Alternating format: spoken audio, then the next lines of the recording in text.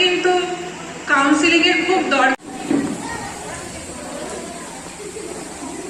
নমস্কার, মঞ্চে উপস্থিত প্রত্যেক জ্ঞানীগুণী ব্যক্তিকে আমি আমার প্রণাম জানাই সভাপতি মহাশয়কেও।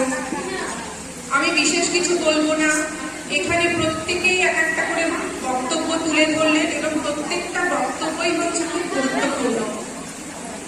আমি বিভিন্ন এনজিওর সাথে কিছু কিছু কাজে যুক্ত।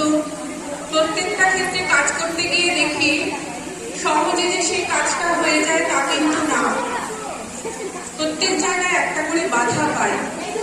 তাই আমি বলবো, আমাদের এই মানবাধিকার কমিশনের হয়ে যদি আমরা কোনো কাজ করতে চাই, সেই কাজটাকে খুব সহজে সুষ্ঠুভাবে প্রথমেই হবে তা কিন্তু নয়। ঝড় এখানে দেখা দেবেই, সেই ঝড় পেয়ে ভয় পেলে চলবে না। সেই ঝড়